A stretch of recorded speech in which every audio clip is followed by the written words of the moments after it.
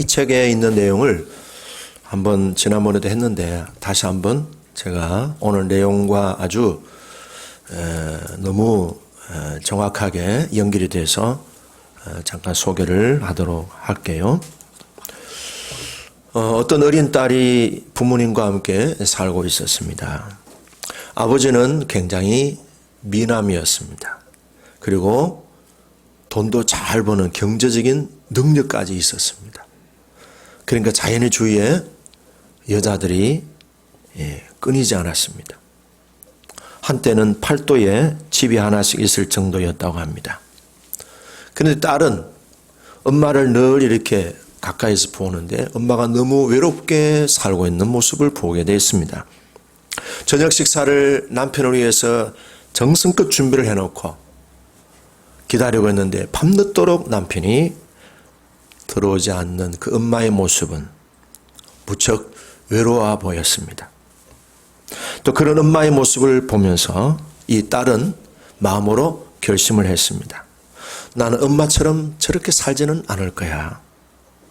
나는 엄마 같은 인생을 살지 않을 거야. 그렇게 마음에 깊이 다짐했습니다. 당시 10살이었던 딸은 아버지와 정반대되는 남자를 만나는 것이 꿈이 되었습니다. 그래서 10살 때부터 17년 동안 아버지와 반대되는 남자를 만나게 해달라고 기도했습니다. 정확하게 17년 후에 기도가 응답이 됐습니다. 표현은 그랬습니다만은 하여튼 그런 기도 응답은 참 불행한 응답이라고 볼 수 있겠죠. 어쨌든 17년 동안 그렇게 마음으로 간절히 원하다가 아버지와 정반대인 남자를 만났습니다. 어떤 남자겠어요? 외모는 별로, 경제력도 별로 없는 그런 남자를 만났습니다. 주변에서는 그 남자와 결혼하는 것을 다 그냥 말렸습니다. 그러나 그녀는 오히려 기뻤습니다. 오랜 기다림이 드디어 이루어졌기 때문입니다. 결혼을 했습니다. 얼마 동안은 행복했습니다. 그녀가 보기에 남편은 자기만을 사랑해 주었습니다. 그녀가 그토록 바라던 남자, 그리고 엄마와는 다른 인생이 펼쳐지는 듯 했습니다. 그러나 행복은 잠시였습니다. 얼마 뒤 그녀는 남편의 외도 사실을 알게 되었습니다. 외모도 별로고 경제력도 별로인 남편이 외도한다는 그 사실이 정말 기절초풍할 수준이었습니다. 그녀의 꿈은 엄마와는 다른 인생을 사는 것이었는데 이제 그녀는 엄마보다 훨씬 못한 인생을 살게 된 것을 알게 되었습니다. 엄마는 그래도 바람을 피웠고 미남에다가 능력까지 겸비한 남편을 두었지만 자신은 그렇지 못했습니다. 그녀가 기대한 남편은 자기만을 사랑해 줄 남자였기에 자신의 눈높이를 낮추면서까지 결혼했는데 그 기대감이 무참히 무너져 버렸습니다. 이 내용입니다. 이 내용을 우리가 조금만 더 깊이 살펴보면 좋겠습니다. 이 여자가 결혼할 때 배우자를 선택하는데 영향을 준 사람이 누구예요? 부모였죠, 부모. 아버지가 특별히, 그리고 엄마도 준 영향도 있고요. 아버지와 반대되는 남자를 선택하면은 잘 살 거다 하는 이런 기대감, 그 기대감을 가지고 그 남자를 선택하게 됐습니다. 자, 생각입니다, 생각. 그것이 그녀의 생각이었습니다. 자, 우리가 지금까지 알고 있는 대로 이 여자의 생각 속에 우리가 몇 가지 문제점을 볼 수 있죠. 첫째는 뭡니까? 나는 엄마 같은 인생을 살지 않겠다. 아버지와 정반대인 남자를 만나겠다. 어린 시절에 그게 뭐였어요? 내적인 맹세였습니다. 그죠? 그 다음에 그 마음에는 부모를 공경하는 태도가 있어요, 없어요? 없어요. 증오하고 비판하고 판단하고 정죄를 했습니다. 자, 부모와의 관계에서 어머니든지 아버지든지 부모와의 관계에서 마음에 미움이 있고 증오심이 있고 그리고 그것에 대해서 정죄하는 마음이 있으면은 그것이 바로 자기 자신의 인생을 얽어매는 밧줄이다. 밧줄이다. 나는 절대로 아버지 같은 남편을 안 만날 거야. 아버지를 미워하는 거죠. 미워하니까 어떻게 됩니까? 아버지를 묵는 거죠. 내가 아버지를 묵는 거예요. 묶으니까 누가 묶는 거예요? 내가 묶는 거예요. 내가 묶으니까 아버지하고 나하고는 뭐예요? 묶여 있는 거예요. 그럼 아버지의 이슈가 나한테도 흘러오는 거예요. 아버지 반대인 남자를 나는 좋아한다 했는데 결국 아버지 반대인 남자를 만났지만은 어때요? 아버지의 외도가 내 마음에 있고 내 마음에 있는 아버지의 외도에 대한 판단이 남편에게 흘러가고 결국 이런 인생을 만든 장본인은 누구예요? 남편이에요? 아니죠. 그것을 선택하고 그런 생각을 품었던 이 여자의 문제인 거예요. 부모에 대한 그 마음은 바로 자기 자신에 대한 거예요. 이 책에도 그런 부분이 설명이 되어 있어요. 그래서 부모에 대해서는 어떻게 해야 되죠? 화해를 해야 돼요. 용서해야 돼요. 용서해야 돼요. 어떻게 용서하고 화해해야 되느냐? 주님이 도와주셔요. 그렇게 마음을 결단하면 주님이 도와주셔요. 근데 내 스스로 하면은 힘들어요. 지난주 용서에 대한 말씀을 들었잖아요. 내가 용서할 때에 하늘 문이 열리고요. 주님이 나와 함께 해주시기 때문에 내가 용서할 수 있어요. 왜? 나를 홀로 주님은 두시지 않으셔요. 그 무거운 숙제를 주님이 혼자 풀으라고 하지 않으셔요. 그 숙제를 푸는데 용서라고 하는 숙제를 푸는데 주님이 내가 너와 함께하고 너를 도와주겠다고 하시는 거예요. 그러니까 어떻게 해요? 주님이 나와 함께 하시고 도와주시겠다니까 하늘 문이 열리고 하늘의 빛이 영광이 임하는 거죠. 자, 이렇게 생각입니다. 이 생각의 뿌리는 어린 시절의 가족과의 관계에서 우리는 형성이 되어집니다. 이게 오늘 고린도후서 10장 4절과 5절에 나와 있는 견고한 진 그리고 이론입니다. 이론. 내 이론이에요. 하나님의 이론이 아니고 내 이론이에요. 이 이론은요. 걸러야 돼요. 써먹을 수 있는 활용할 수 있는 이론이 아니에요. 이것은 하나님과 반대되는 이론이에요. 그러니까 그런 이론들은 뭐예요? 우리 생각 속에 불순물이에요. 그러니까 걸러서 없애버려야 돼요. 예수의 피로 씻어 흘려보내야 돼요. 한번 따라봐. 내 안에 불순물, 부정적인 생각, 불신앙적인 생각, 불순종적인 생각, 마귀적인 생각, 예수의 피로 씻어서 흘려보냅니다. 아멘. 물도 깐깐하게, 웅진 코에 물도 깐깐하게 걸러 먹는데 왜 생각은 안 걸러요? 생각나는 대로 살면은 우리는 그냥 아주 비참하게 무너지는 거예요. 그래서 어린 시절에 우리가 부모와의 관계를 통해서 경험되어진 그 생각이 부정적인 부분이 많을까요? 긍정적인 부분이 많을까요? 부정적인 부분이 많아요. 근데 그걸 알고 있는 사람은 고칠 생각이 있는 거예요. 근데 전혀 생각이 없이 살아가는 사람들이 너무 많아요. 자, 여러분. 아까 얘기했던 그 여자분이 아버지와 정반대되는 남자를 만나면 행복할 것이다 하는 생각에 대해서 이 여자는 한 번도 문제의식을 가져본 적이 있다, 없다? 없어요. 자, 그러면 그것을 우리 자신에게 적용을 시켜본다면 우리는 우리 생각에 대해서 문제의식을 갖고 살아요? 아, 내 생각에 좀 문제가 있다? 그렇게 수시로 우리가 생각합니까? 생각하는 분들이 많아요. 대답은 안 하시겠지만은. 근데 이 교회 밖을 딱 떠나면은 자기 생각하고 판단하는 것이 문제가 있다라고 인정하는 사람들이 과연 몇 명이나 될까요? 10명 중에. 그럼 쉽게 생각해 봅시다. 여러분들의 배우자를 한번 보세요. 여러분들의 배우자는 자기 배우자한테 늘 지적하고 훈계하고 가르치지만 자기 자신은 여보 나도 문제가 많아 라고 인정하는 배우자는 몇 명이나 될까요? 고개를 별로 끄덕거리는 분이 없는 거 보니까. 내 생각은 항상 오라. 너는 내가 하는 대로만 해. 시키는 대로만 해. 내가 하라고 하는 대로만 하면 돼. 이것도 문제인 거예요. 이런 배우자하고 살아가면 참 힘들어요. 배우자는 힘들어. 그러니까 우리 자신들도 항상 상대방의 생각에 문제가 있다고 한다면 내 생각도 문제가 있다고 생각해 볼 수 있기를 바라요. 그래야 바뀌어요. 변화가 돼요. 아까 우리 최 장로님이 참 다 나한테 내가 바뀌어야 된다는 것을 강하게 느꼈습니다. 그렇게 표현하는 자체가 얼마나 희망이 있는 거예요. 그렇죠?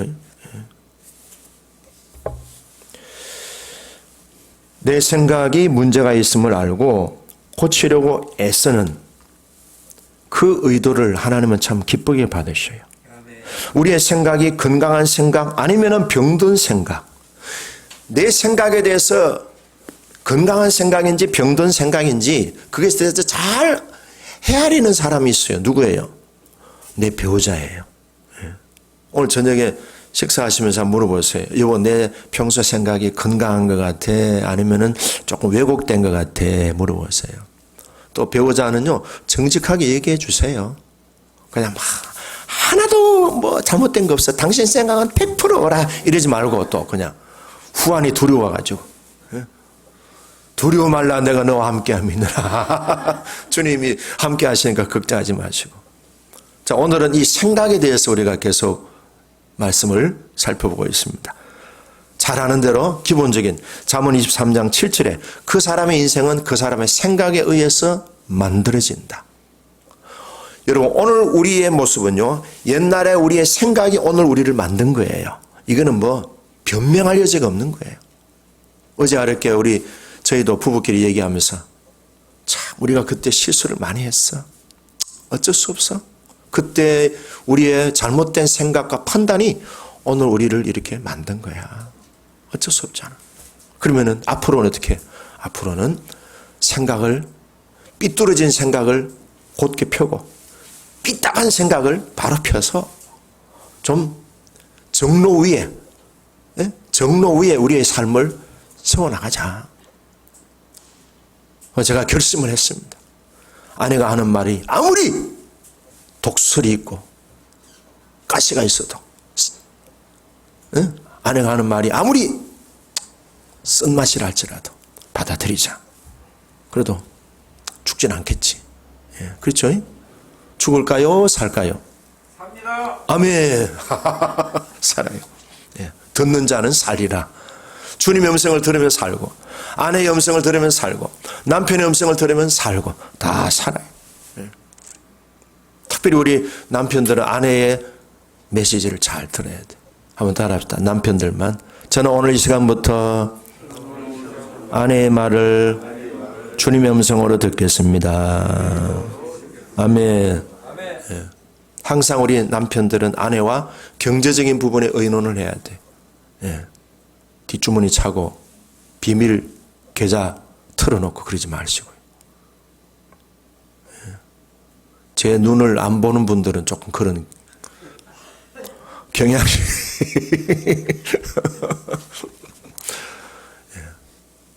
이중통장 하지 마시고 아내하고 항상 보면은 남편들이 부인들이잖아요. 목사님 큰일 났어요. 왜요? 우리 남편 부도 났어요.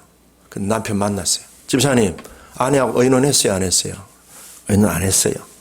백발백중입니다. 아내하고 재정 부분에 의논 안 하면은 남편들 거의 다 백발백중입니다. 거의 99.99%가 다 망가져요. 근데 그걸 깨달으면 이미 다 부도 나가지고 막 힘들고. 이 사실을 알면은 아내하고 항상 의논하면은 모든 것들이 필터링이 돼요. 걸러져요. 근데 가장 나를 위하는, 가장 나를 잘 아는 사람이 아내예요. 그러니까 아내하고 항상 모든 스케줄과 재정 문제를 의논하는 사람들이 하나님이 그런 분들에게 하나님과 연합이 되기 때문에 재정의 기름 부음이 강력하게 부어질 거예요. 그런 비전을 갖고 살면 좋겠어요. 잠언 4장 23절에 무릇 지킬 만한 것보다 더욱 뭐예요? 네 마음을, 생각을 지켜라. 죽고 사는 것이 생각에서 결정된다. 요한복음 13장 2절 마귀가 벌써 시몬의 아들 가룟 유다의 마음에 무슨 생각을 넣어요? 예수를 팔려는 생각을 넣었더니 생각에 의해서 조종당하는 거예요. 그래서 마귀는요 항상 우리의 생각을 계속 공격합니다. 집중 공격합니다. 이 세상에서 가장 치열한 전쟁터가 어디겠어요? 생각이라는, 마음이라고 하는 것은 그릇이라고 합니다. 마음 안에 있는 생각, 이 생각이 이 세상에서 가장 치열한 전투입니다. 지금도 우리 마음의 생각 속에 치열한 전투가 이루어지고 있어요. 진리의 말씀이 선포되어지는데도 no 나는 안 받아들일 거야 라고 생각 속에 계속 거부감, 거절감을 갖고 이렇게 막고 있는 생각들이 있다 이 말이에요. 한번 따라 합시다. 주의 말씀이면 아멘. 믿습니다. 할렐루야. 이래 돼야 되는데 이 마음속에 자꾸 자기 스스로 말씀에 대해서 노면할 수도 있고 안 믿습니다 할 수 있고 거부합니다 할 수도 있는 거예요. 그것이 우리 인생을 만드는 거예요. 그런데 마귀는 각 사람의 약한 부분, 약점을 교묘하게 잘 알고 그 부분을 계속 공격해서 결국에는 뭐예요? 특화시킵니다. 특화. 마귀는 우리의 생각을 특화시킵니다. 그 특화가 되면 어떻게 됩니까? 중독이 됩니다. 나중에는요, 거기에 완전히 그냥 사로잡혀버립니다. 자기 의지, 자기의 이성은 하나도 효과가 없어. 완전히 마귀에게 통제되는, 이제 결국에는 뭡니까? 분열증으로 가는 거죠. 예. 그래서 마귀는요, 우리의 마음의 생각을 계속 공격합니다. 아담과 하와가 선악과를 따먹을 때도 마귀는 생각을 통해서 유혹을 합니다. 여자가 그 나무를 본 적 먹음직도 하고 보암직도 하고 탐스럽기도 한 나무. 이 뭐대? 생각을 통해서 그렇게 결정을 내렸잖아요. 따먹어서 결국에는 에덴 동산에서 추방했습니다. 근데 참 묘한 것은 예수님은 골고다 언덕에서 그런 인간의 모든 죄를 십자가에서 짊어지시고 죽으셨습니다. 어디입니까? 골고다 언덕이에요. 골고다라는 말은 해골의 장소라는 뜻이에요. 해골은 어디를 말합니까? 머리죠, 머리. 우리의 생각, 중추. 그래서 마귀는 인간의 가장 핵심적인 장소, 생각을 집중적으로 공격합니다. 최고의 전쟁터, 끊임없이 일어나는 전쟁터는 생각입니다. 생각이 견고하게 만들어서 하나님의 말씀이 들어가면은 튕겨 나오도록 계속 생각을 자기 이론, 자기 생각, 자기 고집, 자기 어떤 뭡니까? 전통, 자기 어떤 문화, 어떤 지역이 갖고 있는 어떤 경관, 어떤 세력들이 딱 우리에게 받고 있습니다. 하나님의 말씀이 들어가다가 튕겨서 나오는 거예요. 진리의 말씀이 거기에 뿌리를 못 내리는 거예요. 마치 길거리와 같은 밭, 돌짝밭과 같은 밭, 가시떨기 밭과 같이 전혀 말씀이 맥을 못 추는 거죠. 그래서 예배 시간에는 뭐 하는 거예요? 우리의 마음을 기경하는 거예요. 찬송을 통해서, 기도를 통해서, 또 말씀을 통해서 우리의 생각의 기준을 딱딱 바로 잡는 거예요. 아멘. 이 시간에 성령님께서 우리의 마음에 생각을 주장하셔서 우리를 진리 위에 생각을 튼튼히 견고하게 만세반석이 되신 말씀 위에 생각을 세워나가는 시간이 되기를 바랍니다. 성령님께서 우리를 도와주고 계셔요. 견고한 진은 뭡니까? 우리의 생각의 시스템입니다. 이것이 고린도후서 10장 4절에 나와 있는데요. 견고한 진은 다른 말로 하면 자기 이론이에요. 자기 고집이에요. 자기 고집이에요. 고집이 세다는 사람 손 들어보세요. 나는 고집은 완전히 너무 나는 세서 똥고집이 아니에요. 자기 배우자, 우리 남편, 내 아내가 고집이 세다. 살짝, 한 분. 부부가 쌍방으로 손을 들었어요. 이게 자기 이론이에요. 그 다음에 이 견고한 진, 자기 이론, 자기 고집은요, 사실은요, 이게 상처예요, 상처. 자기 내면에 어린 시절에 있던 상처. 다른 말로 하면 내면 아이예요, 내면 아이. 이게 뭔가 하면요, 하나님을 아는 것에 대적합니다. 그리고 하나님보다 더 높아진 생각입니다. 그런데 이걸 파쇄해야 돼. 이걸 무너뜨리는 유일한 방법은요, 힘으로 되는 게 아니고 하나님의 능력, 말씀의 능력, 기도의 능력, 성령의 능력으로만 되는 거예요. 이 시간에 그런 능력으로 무장하고 있습니다. 할렐루야. 이런 생각들, 내 이론, 내 고집, 하나님을 아는 것에 대적하는 높아진 생각을 뭐예요? 사로잡아서 그리스도께 완전히 복종하게 만드는 것이 이 시간이에요. 그런 싸움을 잘하는 사람이 진짜 잘 이기는 사람이고 잘 싸우는 사람이에요. 죄를 짓는 모양이 다양하듯이 마귀가 우리를 유혹하는 모습도 굉장히 다양합니다. 자, 오늘 제가 8가지 소개했는데요. 다 못하고요. 한 3가지만 말씀을 드립니다. 우리 안에 있는 이 견고한 진, 마치 우리 안에 화석과 같이 굳어진 어떤 견고한 그 마음의 생각의 집이 있어요. 너무 튼튼해요. 이건 뭐 공부해서 되는 게 아니에요. 이거는 하나님의 능력이 아니면은 이 성은 무너지지가 않습니다. 아멘. 핵으로도 안 돼요. 핵으로도. 핵폭탄도, 여러분, 핵폭탄이 우리의 생각을 바꾸겠어요? 어림도 없습니다. 더 큰 핵폭탄 만드는데. 자, 그 세 가지 가운데 첫 번째, 8가지 쭉 썼는데요. 오늘 주보에. 첫 번째는 뭔가 하면 높아지려고 하는 유혹이 있습니다. 이 마음은 누구나 다 있어요. 인간이 마귀한테 유혹당할 때에 네가 이거 먹으면 하나님과 같이 된다? 인간이 인간의 본분으로서의 만족하지 않고요. 하나님처럼 된다는 거기에 홀라당 마음이 빼앗긴 거예요. 마음을 빼앗는 거예요. 마음을 끄집어내면서 마귀가 마음을 통제해버리는 거예요. 우리가 높아지려고 하는 이 유혹은 참 우리 평생 어떻게 보면 싸워야 될 내용이에요. 마귀는 우리에게 계속 높아지라고 부추기고 있어요. 예수님도 시험 받았을 때에 마귀가 그를 데리고 지극히 높은 산으로 가서 천하 만국과 영광을 보여주면서 가로되 만일 내게 엎드려 경배하면 이 모든 것을 너에게 주리라. 뭘 주는 거예요? 영광을 준다. 천하 만국을 다스릴 수 있는 권세를 준다 그랬어요. 예수님이 그것에 대해서 어떻게 했습니까? 할렐루야 그랬습니까? 아닙니다. 사탄아 물러가라. 아멘. 주 너희 하나님께 경배하고 다만 그를 섬겨라 그랬습니다. 우리도 그런 대응을 할 수 있어야 되는데 높여준다고 하니까 할렐루야 좋아가지고 다 쫄쫄쫄 다 따라다니는 거예요. 따라다니는 그 이래 쭉 행렬을 보니까 조 아무개도 있더라고요. 주님은 우리들에게 높아지려고 하면은 낮아지라고 하셨고, 섬김을 받고 싶으면은 섬기는 자가 되라. 1등이 되려면은 꼴찌가 되라 그랬어. 예수님은 이 세상의 어떤 기준과 판단을 정반대로, 주님은 뭐예요? 생각의 발상을 완전히 바꿔버렸어요. 그만큼 우리는 높아지려고 하는 생각이 찌들어 있어요. 본능적이에요. 아멘. 교회의 리더들에게도 자만하도록 교만하도록 부추깁니다. 특히 이 자만과 교만, 사람들 앞에 자꾸만 높아지고 싶어하는 이 마음의 뿌리를 보면요, 어린 시절에 어머니나 아버지로부터 인정받지 못하고 칭찬받지 못하고 존중받지 못한 상처가 이런 유혹으로 계속 우리를 끌고 가고 있습니다. 아멘. 그래서요, 그래서 사람들이 자기가 듣고 싶은 얘기만 듣잖아요. 그래 되면 나중에 어떻게 되겠어요? 점점 뭐예요?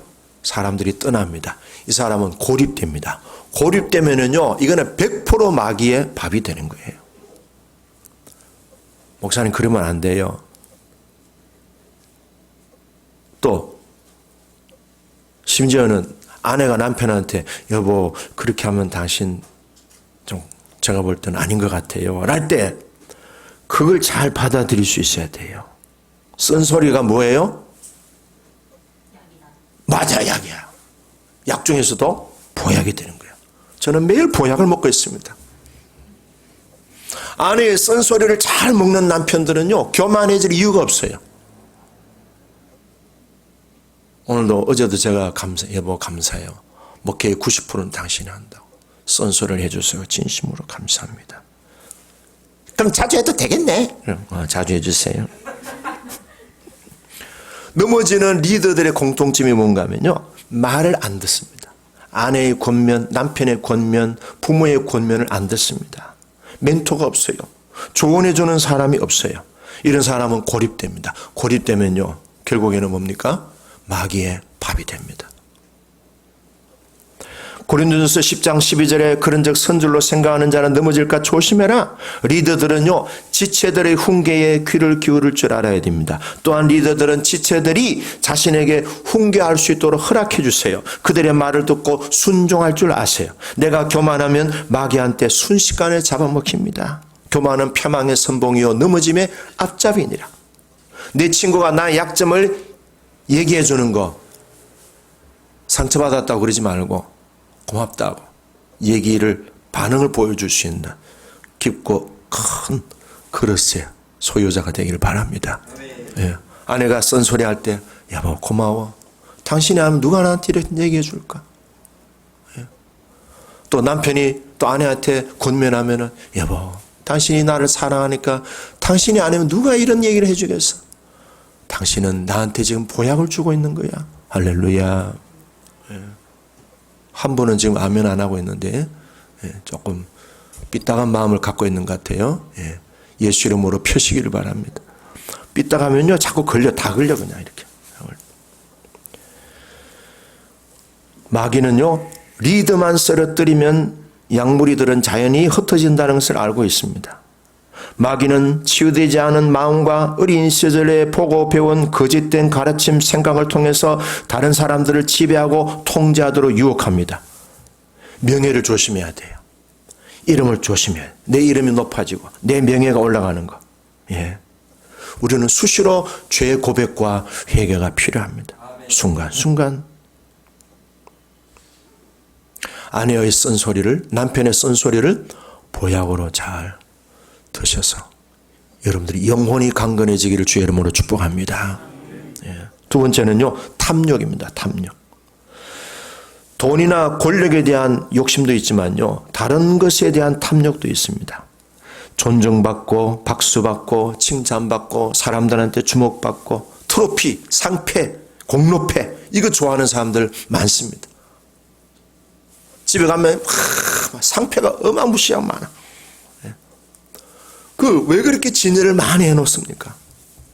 그걸 통해서 자기를 인정하고 자기를 칭찬하고 자기를 높여주려고 하는 대리만족을 그걸 통해서 얻으려고 하는 거잖아요. 여러분, 하나님이 우리를 인정해 주시는 것보다 더 귀한 게 더 어디 있어요? 너는 내 사랑하는 아들이요 내 기뻐하는 자라. 너는 내 사랑하는 아들이다. 너는 참으로 나의 기뻐하는 자다. 주님이 주시는 칭찬, 인정보다 더 귀하고 더 안전한 게 어디 있겠어요? 사람도요 지나치게 친절한 사람이 있어요. 왜 그럴까요? 예, 목적이 있어요. 그 사람한테 무언가 얻으려고 하는 목적이 있어서 지나치게 친절하는 거예요. 그렇죠? 그러니까 처녀 총각들도 너무 지나치게 친절해주는 그런 이성은 조심해야 돼. 우리 재원이도 조심해야 돼. 인물이 좋아가지고. 칭찬과 계속 존경받고 싶은 이 욕구가 뭐예요? 탐욕이에요. 탐욕. 사람들이 몇 마디 이렇게 칭찬해주고 인정해주는 거기에 막 홀라당 그냥 마음을 다 빼앗겨버려. 이게 뭐예요? 마귀가 쓰는 전형적인 수법이에요. 성경에 그런 사건들이 많습니다. 인정해주고 칭찬해주고 존경해주니까 그거 넘어가가지고 하나님의 종이 하나님의 뜻대로 가야 되는데 자기 선배가 자기를 인정해준다고 거기 가다가 밥 얻어먹다가 홀라당 죽어버렸어요. 밥 얻어먹다가 죽었어요. 대접받는 거 죽어버렸어요. 대접받다. 하나님은 대접받지 마라. 네 지금 이렇게 이 사명을 감당하고 바로 집으로 가라 했는데 선배가 야, 너 참 대단하다. 우리 밥 먹자. 참 나 너 같은 후배가 있으니 자랑스럽다. 그 선배가 하는 말에 그냥 홀라당 넘어가지고 밥 얻어먹다가 죽어버렸어. 열왕기상 13장에 나옵니다. 예, 관심 있는 분은 찾아보시죠. 이 탐욕의 자식들이 있어요. 탐욕에게는요 두 아들이 있는데 한 아들은 시기, 둘째 아들은 질투예요. 셋째 아들은 비교의식. 시기, 질투, 비교의식이요 이 탐욕의 자식들이에요. 여기에 말려들지 않기를 바라요. 여러분, 우리는 배우자나 친구나 또 사랑하는 내 가족 지체들에 의해서 질책을 하거나 어떤 뭡니까 쓰디쓴 어떤 그런 얘기를 할 때에 그것을 우리가 뭐예요? 잘 받아들일 수 있어야 돼요. 쓴소리도 잘 받아들여요. 잘 받아들입니까? 한마디 하면 그냥 도망가 버리고 아니면 막 니는 뭐 잘났어 하고 싸우고. 예. 저도 옛날에 아내하고 엄청 싸웠습니다. 예, 내가 아내한테 치면 사람이 아니지. 그래서 아내한테 이겨 먹으려고 엄청 애를 썼습니다. 아내한테 이긴 결과가 뭔지 아세요? 최 권사님. 쫓겨났어.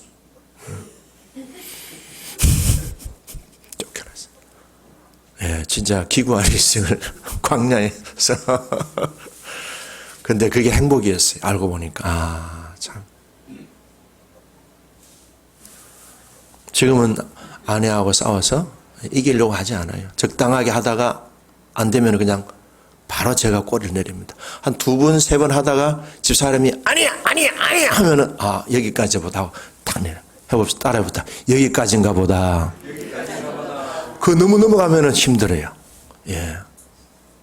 밥을 못 얻어 먹을 수도 있고요. 예. 아주 심각한 인생의 고난을 겪을 수 있습니다.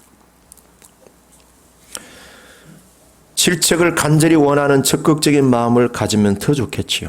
이 탐욕의 뿌리는요, 어린 시절에 애정결핍, 애착결핍에 연관되어 있습니다. 내면아의 요구대로 끌려다니면 결국 탐욕의 진에서 못 벗어납니다. 탐욕은 뭡니까? 나한테 맞추라는 욕구가 강한 겁니다. 우리의 신앙의 목표는 나한테 맞추는 게 아니고 예수 그리스도에게 맞추는 것인 줄로 믿습니다. 아멘.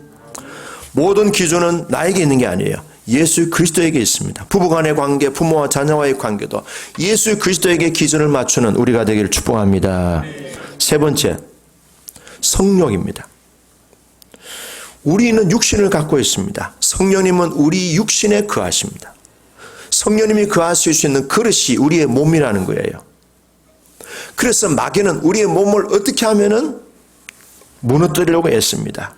몸을 무너뜨리는 최고의 마귀의 전략은요, 그 몸을 성적인 죄를 범하게 만듭니다. 사탄은 온갖 성적인 유혹을 토해내면서 주님의 몸된 교회를 무너뜨리려고 합니다. 이런 얘기가 있습니다. 여자는 첫 번째 잠자리한 남자를 못 잊는다는 거예요. 남자 역시 첫 번째 잠자리를 한 여자를 못 잊는다는 거예요. 그래서 다른 이성과 결혼을 하지만 계속 첫 번째 경험한 그 존재를 그리워합니다. 왜? 몸은 알고 있습니다. 몸은. 그래서 여자는 그 첫 번째 경험한 남자를 찾아 그에게 위안을 주고 싶어 하고 그에게 자녀를 낳아주고 싶어 합니다. 한 몸이 되면 그 영도 하나가 됩니다. 그런데 또 다른 남자와 성적인 경험을 하게 되면은 그 여자의 영은 많은 남자의 영과 결합을 통해서 그런 영적인 혼란 상태에 빠지게 됩니다. 이렇게 되면은 분별력 자체가 떨어져 버립니다. 남자 역시 처음 성관계한 여자와 연합하고 그의 사는 날 동안 그녀를 보호하고 그녀의 필요를 공급해 주려고 합니다. 그 역시 여러 여성과 성적인 관계를 맺으면 각각 다른 여자들과의 성관계를 통하여 연합이 이루어지고 그러면 그 영도 매우 혼란을 겪게 됩니다. 나중에는요, 부부간의 연합이 참 어렵게 됩니다. 참 신비로운 존재예요, 우리 인간이라는 게. 자, 여기도 오면 나오는데요. 가족의 두 책에 나옵니다. 결혼 전에 성경의 많은 사람들은 결혼해서 이 아내와 또는 남편과의 잠자리가 만족도가 떨어진다는 거예요. 예. 요새는 너무 그런 부분들이 이제는 무너져 버렸어요. 이제 요새는 동거하다가 다 결혼하니까. 근데 결혼 전에는 그렇게 잠자리 하는 것이 즐거웠지만 결혼하게 되면은 그런 행복한 마음이 끊어진다는 거예요. 그래서 우리가 결혼 전에 순결을 잘 유지하는 것이 결혼 이후의 행복을 보장받을 수 있는 길이 된다는 거예요. 근데 정신적인 외도도 마찬가지입니다. 정신적으로 다른 이성이나 다른 어떤 사람에게 마음이 끌리고 거기에 마음이 머무르게 된다면은 부부관계의 사랑이나 친밀도가 떨어지고 집중력도 떨어집니다. 예를 들어서 어린 시절에 엄마에 대한 정오심 있는 사람들은 그 정오심을 빨리 풀어야 돼. 화해를 하고 용서하고 풀어야 돼. 안 풀면은 여성에 대한 정오로 바뀌어질 수도 있고 남자들, 여자분들도 마찬가지. 남자에 대한 정오심, 아버지에 대한 정오심이 있을 때 그게 남자에 대한 정오심으로 연결될 수 있고요. 결혼은 자기 인생을 피폐하게 만들 수 있다는 거예요. 자, 그래서 우리는 이 부분을 성적인 영역에서 마귀에게 통로가 되었던 아픔과 상처가 무엇인지 찾아야 돼요. 그리고 그것을 십자가 밑에 가서 예수의 피로 잘 씻고 그것을 용서받고 정화해야 돼요. 그래야 결혼해서 부부간의 관계 또 결혼한 부부관계가 건강해지고 친밀함이 깊어지게 됩니다. 첫 번째는 뭔가 하면요. 간음하고 음란했던 죄를 고백해야 됩니다. 두 번째는요. 그것에 대해서 하나님 앞에 용서를 받고 그리고 그 사람과의 영적인 연합을 분리시켜야 됩니다. 그 다음에 거기에 예수의 이름으로 단절된 것을 선포하고 자유케 된 것을 선포하면 됩니다. 자, 이런 것들이 우리를 묶고 우리를 수족을 묶듯이 우리 머리를 묶고 우리를 꼼짝 못하게 만들고 있는 견고한 진, 마음의 튼튼한 성벽입니다. 이 성벽들이 예수의 이름으로 파쇄되어야지 무너져야 돼.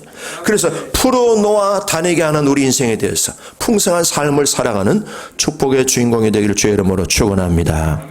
기도하겠습니다.